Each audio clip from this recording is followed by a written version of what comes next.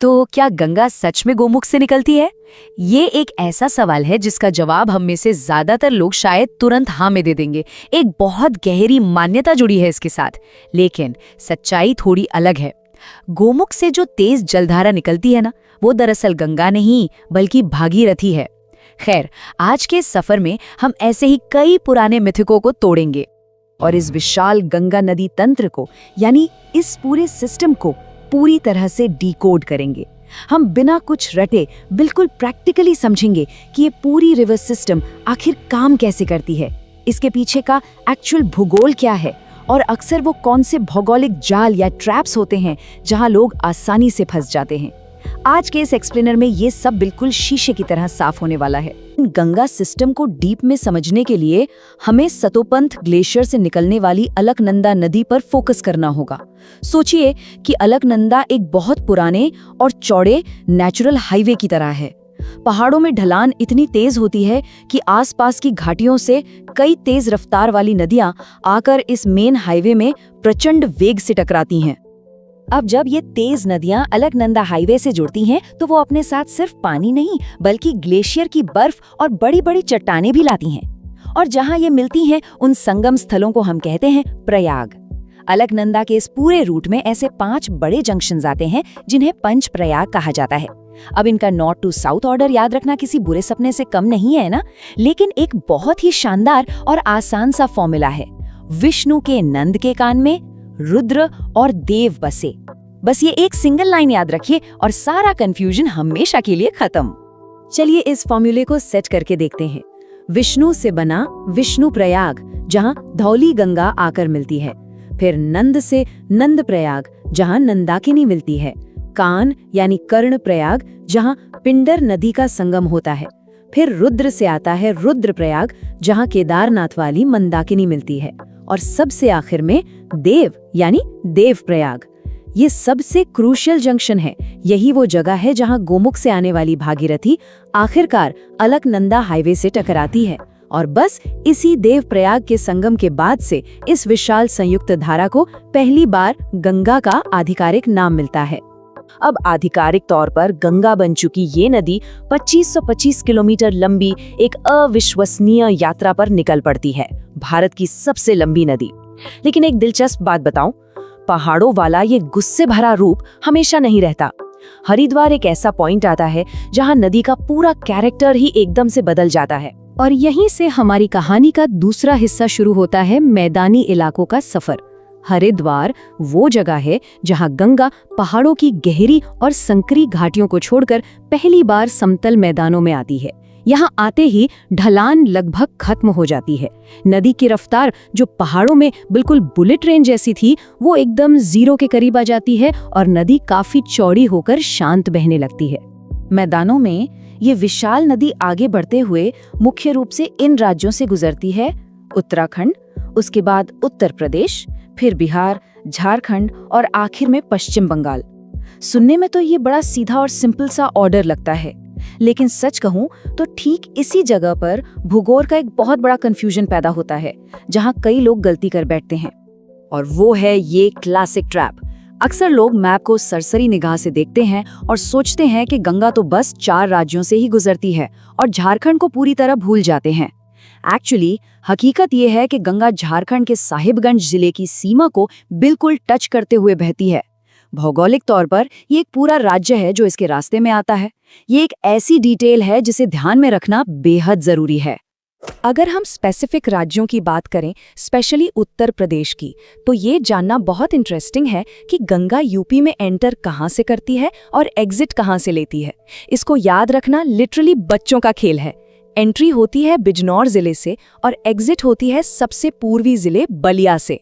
Notice किया, दोनों के नाम ब लेटर से शुरू होते हैं। ब से बिजनौर से एंट्री और ब से बलिया से एग्जिट। चलिए अब आते हैं तीसरे और बहुत इंपॉर्टेंट हिस्से पर, सहायक नदियों को डिकोड करना। खैर 2525 किलोमीटर का लंबा सफर कोई अकेले थोड़ी तय कर सकता है। रास्ते में कई साथी नदियां आती हैं जो अपना भारी मात्रा में पानी और गाद यानी सेडिमेंट लाकर इसमें मिला देती हैं।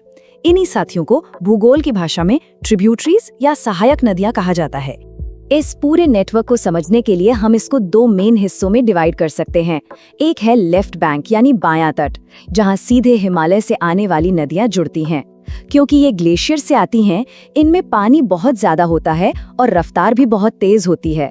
दूसरी तरफ है राइट बैंक, जहां ज्यादातर नदियां पेनिनसुलर प्लेट्यू यानी प्रायद्वीपीय पठार से आती हैं। हिमालय और पठारी नदियों के बीच का ये डिफरेंस आगे जाकर बहुत फर्क पैदा करता है। अब लेफ्ट बैंक की इन 6 मेजर हिमालयी नदियों को वेस्ट से ईस्ट तक सीक्वेंस में याद रखना किसी के लिए भी बड़ा सरदर्द हो सकता है, लेकिन हमारे पास इसका भी एक जुगाड़ है। सिर्फ ये छोटी सी लाइन सुनिए, रामू गोमती का घाघरा गंडक की कोसी में महान है। सुनने में थोड़ा फनी लगता है, लेकिन ये एक सेंटेंस इन नदियों के ऑर्डर को बिल्कुल फ्लॉलेस तरीके से सेट कर देता है। चलिए इस ट्रिक को डीकोड करते हैं। रामू से बनी रामगंगा, गोमती तो क्लियरली गोमती है, घाघरा भी सीधे नाम से आ गया, फिर गंडक और कोसी, और लास्ट में महान से बन गई महानंदा। बस हो गया। वेस्ट से ईस्ट की तरफ हिमालयी ट्रिब्यूटरीज का ये परफेक्ट ऑर्डर अब शायद ही कोई भूल पाए। अब इन सब नदियों में कोसी नदी की ज्योग्राफी और साइंस सच में सबसे हैरान करने वाली है। नेपाल के खड़े और अनस्टेबल हिमालय से ये बेहिसाब रफ्तार और मिट्टी के साथ आती है और अचानक से बिहार के फ्लैट मैदानों में गिर पड़ती है।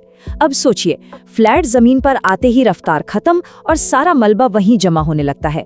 ये बिल्कुल एक जाम हो चुके पाइप की तरह रिएक्ट करती है। रास्ता ब्लॉक होने से पीछे का पानी दबाव बनाता है, अपने ही किनारे तोड़ता है और नया रास्ता बना लेता है। इसी तबाही वाले लॉजिक की वजह से ही तो इसे बिहार का शोक कहते हैं। अब हम थोड़ा डायरेक्शन चेंज करके राइट बैंक और इंसानों द्वारा बनाए गए स्ट्रक्चर्स की बात करते हैं। यहाँ सबसे अजीब विसंगति है राइट बैंक की सोन नदी। हम जानते हैं कि प्रायद्वीपीय पठार का नेचुरल ढलान या तो ईस्ट की तरफ है या वेस्ट की तरफ, तो फिर सोन नदी मध्य प्रदेश के अमरकंटक से निकलकर ठीक नॉर्थ की तरफ कैसे बह सकती है? पानी ग्रेविटी के खिलाफ कैसे जा रहा है? इसका रीजन है टेक्टोनिक हलचलें। जमीन के अंदर की एक डीप रिफ्ट वैली यानी भ्रंश घाटी इस नदी को नॉर्मल स्लोप के खिलाफ नॉर्थ की तरफ धकेलती है। ये ज्योग्राफी का एक सच्चा चमत्कार है।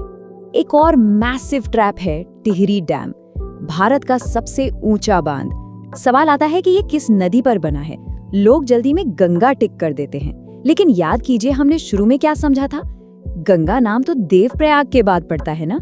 टिहरी डैम इस संगम स्थल से बहुत ऊपर बना है, तो टेक्निकली और जियोग्राफिकली ये भारत का सबसे बड़ा डैम सिर्फ और सिर्फ भागीरथी नदी पर स्थित है, गंगा पर नहीं। इन अपवादों की लिस्ट में एक और बड़ा नाम है, पश्चिम बंगाल का फरक्का बैराज। कमाल की बात यह है कि ये बैराज पानी रोकने या बाढ़ बचाने के लिए नहीं, बल्कि एक टोटली अलग जियो स्ट्रेटेजिक मकसद से बनाया गया था, कोलकाता पोर्ट को बचाने के लिए। ये बैराज आर्टिफिशियली गंगा के ढेर सारे पानी को हुगली नदी की तरफ डाइवर्ट करता है। ये डाइवर्जन लिटरली एक फ्लश की तरह काम करता है, जो हुगली में जमा हो रहे कचरे और गाद को तेजी से बहाकर समुद्र में फेंक देता है, ताकि जहाजों के लिए रास्ता साफ रहे। पश्चिम बंगाल आते आते गंगा की हालत काफी बदल चुकी होती है। इसमें इतना सारा मलबा जमा हो चुका होता है और समुद्र के करीब ढलान इतनी कम हो जाती है कि नदी में इस कचरे को आगे धकेलने की ताकत ही नहीं बचती। उसका स्ट्रक्चर पूरी तरह से बदल जाता है। इस आखिरी स्टेज को समझने के लिए एक कॉन्सेप्ट को जानना जरूरी है, डिस्ट्रीब्यूटरी, जिसे हिंदी में वितरिका कहते हैं। ये ट्रिब्यूटरी यानी सहायक नदी का बिल्कुल ऑपोजिट होता है। जब नदी का रास्ता उसकी ही जमा किए हुए मलबे से ब्लॉक हो जाता है, तो वो कई शाखाओं में बंटने लगती है। बंगाल में गंगा एग्जैक्टली यही करती है। वो दो मुख्य हिस्सों में टूट जाती है, एक जो साउथ टर्न लेकर इंडिया में बहती है, जिसे हम हुगली नदी कहते हैं, और दूसरी जो सीधी आगे बढ़कर बांग्लादेश चली जाती है, जहां उसे पद्मा के नाम से पुकारा जाता है। नदी ने अपना रास्ता तो तय कर लिया, पर इतने बड़े सफर में इसके पानी का हाल क्या है? 2008 में इसे राष्ट्रीय नदी घोषित किया गया था। इस नदी की शुद्धता का टेस्ट कोई लैब नहीं करती, बल्कि प्रकृति खुद करती है, हमारी नेशनल एक्वाटिक एनिमल अंधी गंगा डॉल्फिन के जरिए। ये रेयर डॉल्फिन सिर्फ और सिर्फ बिल्कुल शुद्ध मीठे पानी में ही जीवित रह सकती है।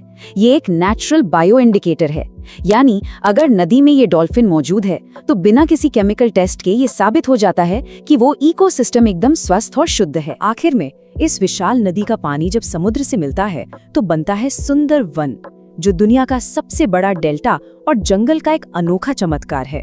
लेकिन हमारा ये पूरा एनालिसिस एक बहुत ही गहराई वाले सवाल पर आके रुकता है।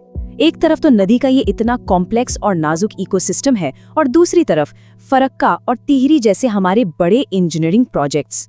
तो सवाल ये है कि क्या हमारे ये नेचुरल हाईवेज आने वाले कल की आधुनिक जरूरतों के आगे अपना अस्तित्व बचा पाएंगे? ये वो मुद्दा है जिस पर सोचने की बहुत जरूरत